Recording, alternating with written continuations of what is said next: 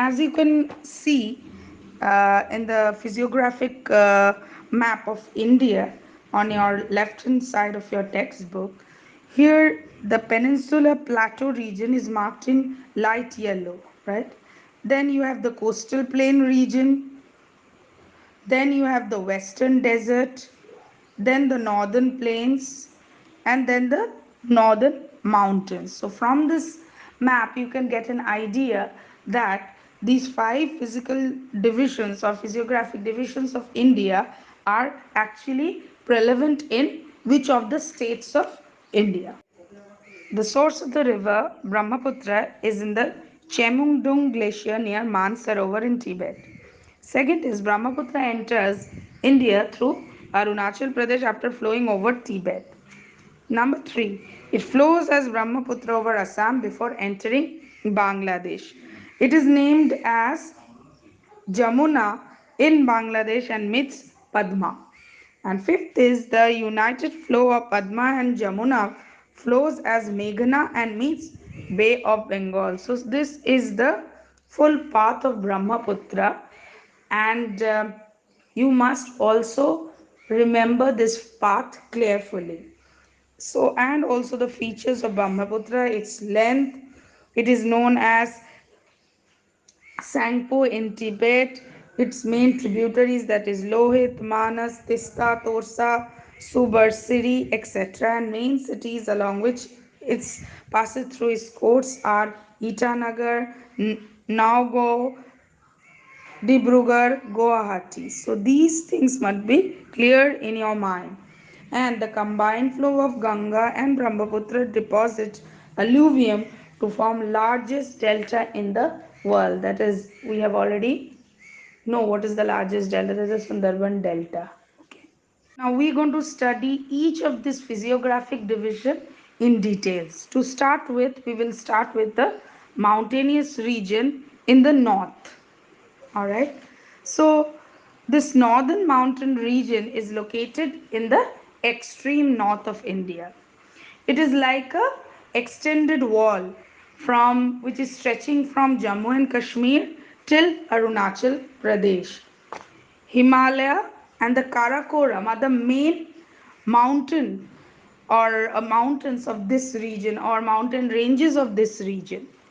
And the Godwin Austen of Karakoram is the highest peak of India, and it is also the second highest peak of the world. The kilometers are the meters are there in the brackets. You must also learn them up. There are again, apart from that, there are many glaciers. The longest, India's longest glacier is Siachen Glacier. Jammu is also there.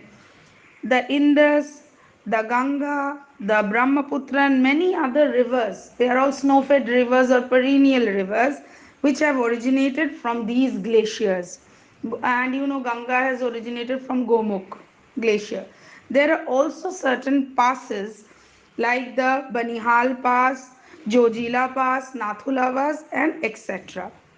Now, since you have come across the certain new terms, that what is a pass, what is a mountain peak, what are mountain ranges, I'm going to explain each of this term in detail in my next audio. To start with, now what is a mountain?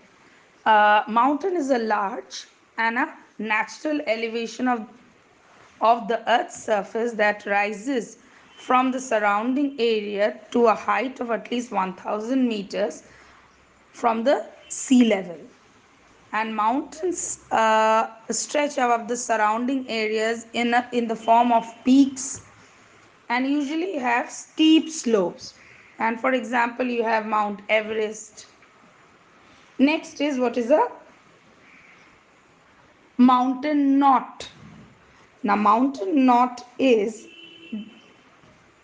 the elevated land from where many mountain ranges have emerged and they have spread in different directions. The Karakoram, the Himalayas are some of the mountain ranges, and they have originated from Pamir Knot and they have diverged. Diverge means they have gone into different direction. Next is a valley. Valley is a low-lying land or low-lying area between two mountains. Alright. Then you have the mountain range. When more than one mountain of the various heights form in a line. So that topographical or that feature is called the mountain range. For example, the Himalayan mountain range, the Rockies, the Sand Andes, they are all mountain ranges. Next is what is a mountain pass. Mountain pass is the narrow natural pass, that's a passageway that is lying between two mountains, is known as the mountain pass. For example, Nathula, Georgila, they are all mountain passes in the Himalayas. Now, next we go on to what is a gorge, Gorge. So, a deep, narrow, natural passage between two mountains is known as a gorge. Then you have the glacier.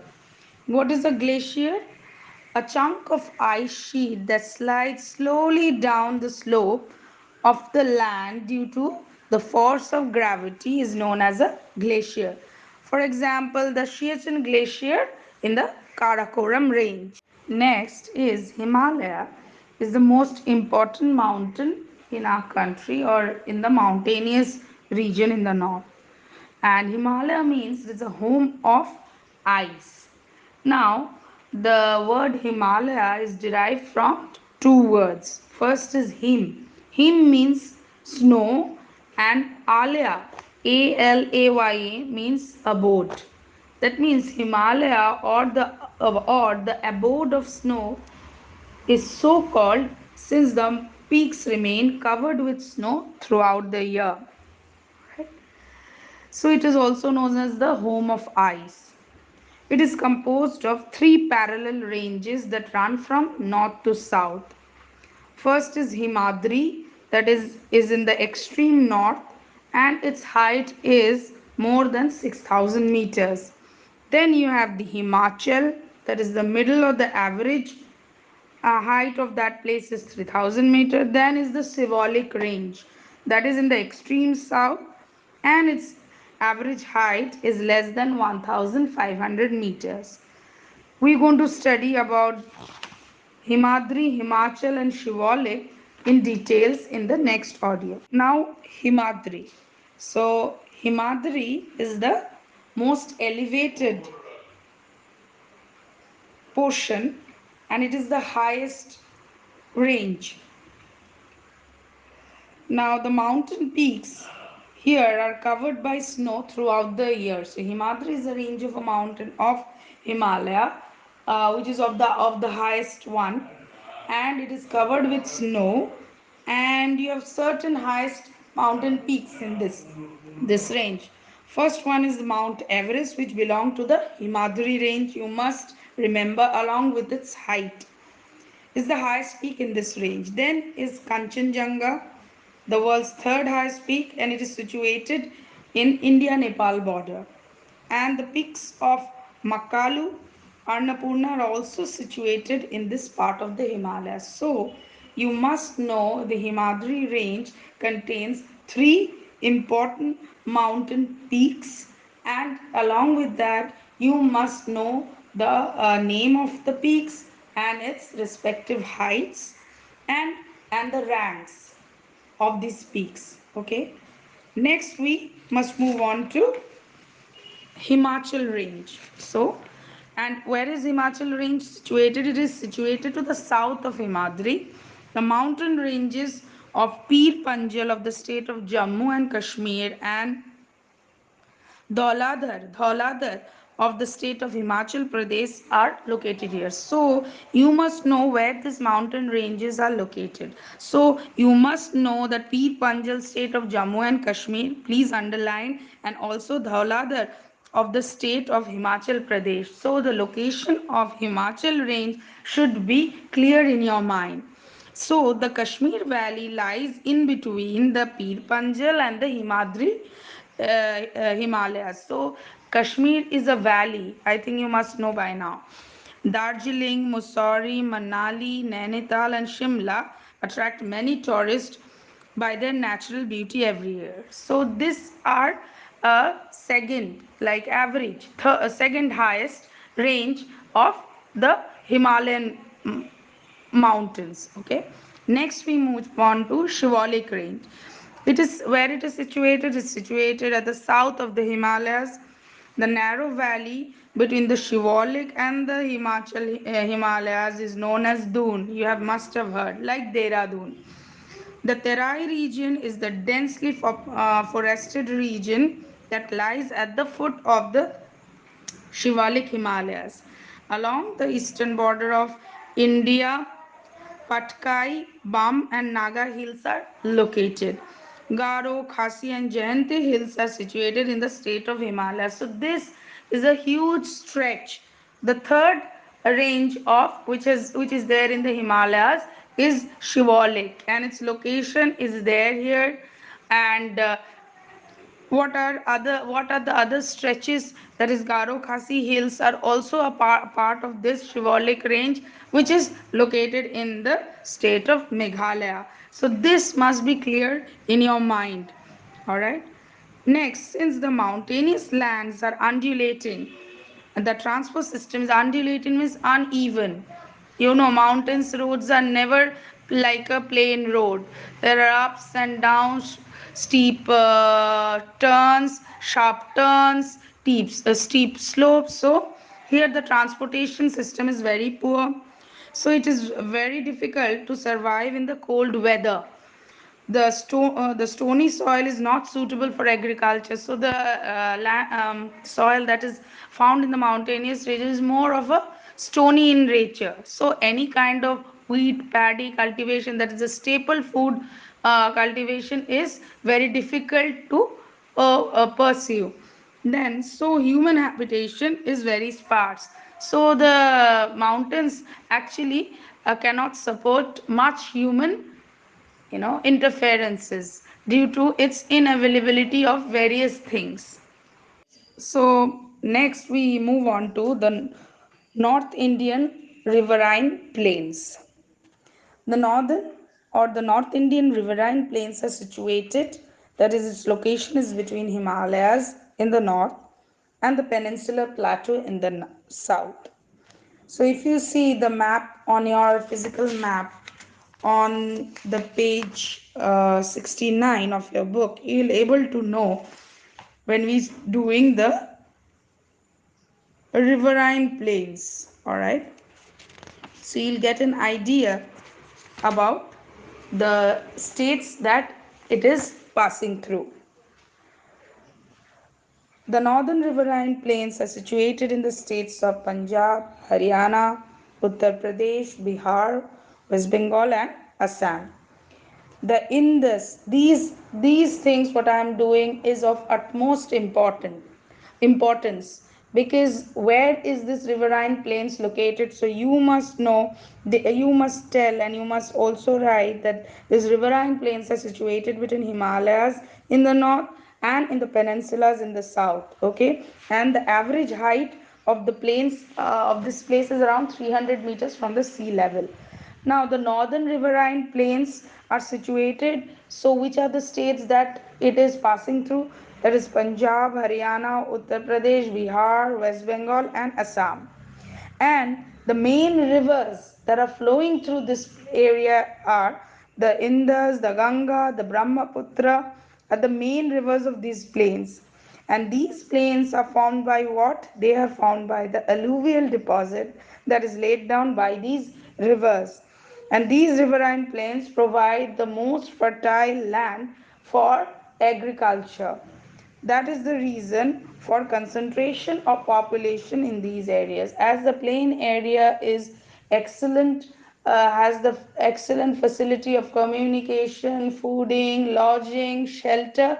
So majority of the India's population is concentrated or is in and around this riverine plains. Okay. So the states it is passing through, what is the soil of that region, where is the main location, of the riverine plains. These must be clear in your mind. For this, there is no other option but you have to mug it up. That is learned by heart. There is nothing much to understand in this except certain terms, but you must know where is the stretch from which place to what are the states that is including, what are the main rivers, and why it is important. These things are there, so you must learn the paragraph by heart. Next is the river Ganga is the main and the longest river in the North Indian plain as well as in India. So now we're going to take up each of the rivers, that is river Ganga, then we will go to river Brahmaputra, and then we'll go to river Indus. So these things we're going to study in details. Fine. Now just keep your books open in front of you. I'm following the book and going in a slow pace so that you people can understand. But this chapter actually needed a India's map. But since we are doing online classes, the virtual class, so that provision of the map cannot be provided. So you must always take the help of the map that is shown in your book. Okay. Now first is we're going to study in detail about river Ganga. First is the river Ganga originates from the ice cave of Gomukh of the Gangotri Glacier, right? Here it is known as Bhagirathi. So Ganga's from the source to mouth is always, we have done it before also in class 5, but here again in details. So that time when it originates and from the Gomukh Gangotri Glacier in Gomukh, it is known as Bhagirathi. Next step is Ganga meets its main tributary Yamuna in Allahabad of Uttar Pradesh. Then what happens then? Near Dhulian in Murshidabad, it bifurcates, that is, it changes or it divides into Padma and Bhagirathi Hugli, right? So here at Murshidabad there's a division, and Padma river where it goes, it goes to Bangladesh, and Bhagirathi Hugli enters West Bengal. It is already in West Bengal and enters and finally ends up or meets Bay of Bengal at Sundarban, right? Next, fourth is point is the Padma flowing through Bangladesh and Bhagirathi Hooghly for flowing through West Bengal and meets Bay of Bengal, as I said. So this is the actual uh, path of Ganga from its origin till its mouth. So this full path of river Ganga should be there in your head. All right. And at on page 673 you'll find on your left right hand side the Ganges at a glance. That is, the length is 2500 kilometers. It features mainly India's longest rivers, tributaries, Yamuna, Son, Gomti, Gandak, Kosi, etc., and main cities along its course are Dehradun, Haridwar, Kanpur, Allahabad, Varanasi, Patna, and Kolkata. So these features or these specialities of Ganga river should also be there in your head.